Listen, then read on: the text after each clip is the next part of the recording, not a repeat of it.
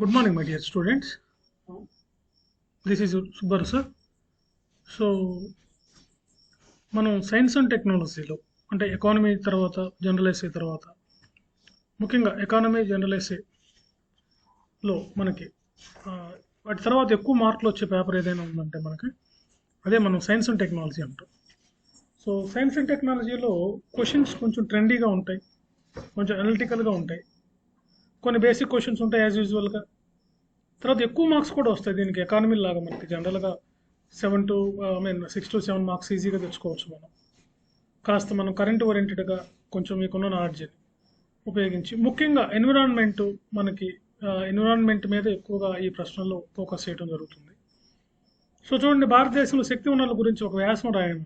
మన దేశంలో ఉన్నటువంటి ఫ్యూయల్ రిసోర్స్ గురించి, ఫ్యూయల్ రిసోర్స్ ఏమున్నాయి మన దేశంలో, వాటి మీద ఒక వ్యాసం రాయమని అడుగుతున్నాం.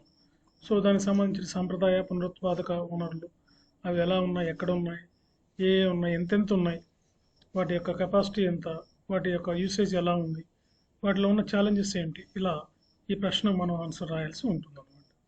రెండో చూడండి, పునరుత్పాదక ఇంధన వనరులు అనగానేమి, వాటి యొక్క లాభ నష్టాలను అంచనా వేయండి. రెన్యూవబుల్ రిసోర్స్ అంటే ఏంటి, వాటి యొక్క ప్రోస్ అండ్ కాన్స్ ఏంటి.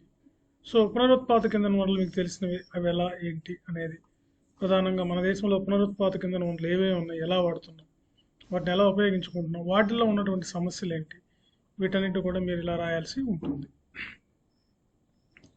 అదేవిధంగా సాంప్రదాయ ఇంధన వనరులు అనగానేమి, ఇవేమో కన్వెన్షనల్ రిసోర్స్ అన్నమాట. సాంప్రదాయ ఇంధన వనరులు అంటే ఏంటి, వాటిల్లో ఉన్నటువంటి ప్రధాన సమస్యలు ఏంటి, వాటి వల్ల యొక్క ఉపయోగాలు ఏంటి, మనం రాయాల్సిన అవసరం ఉంది. ఇక్కడ ముఖ్యంగా వాటి యొక్క సమస్యల మీద మనం ఫోకస్ చేయాలి.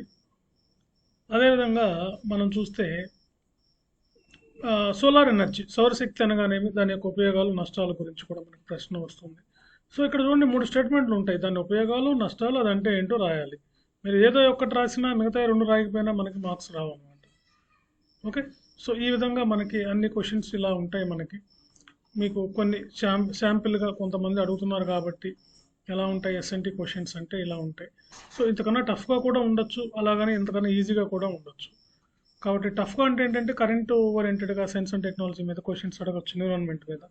అందుకని మీరు కరెంటు టాపిక్స్ మీద, కాఫ్ సదస్సుల్లో కానీ, ఐపీసీసీ వాళ్ళకి సంబంధించినటువంటి కానీ, ఇండియన్ సైన్స్ అండ్ టెక్నాలజీ వాళ్ళకి సంబంధించినటువంటి కానీ, ఇవన్నీ కూడా మీరు రెగ్యులర్గా రోజు వచ్చే పేపర్లో వచ్చే అంశాలు, ఎడిటోరియల్స్, వీటన్నిటి మీద కూడా ఫోకస్ చేయండి. సైన్స్ రిపోర్టర్, వీటి మీద కూడా మీరు ఫోకస్ చేస్తే మనం మంచి మార్క్స్ తెచ్చుకోవడానికి అవకాశం ఉంటుంది. Okay, thank you.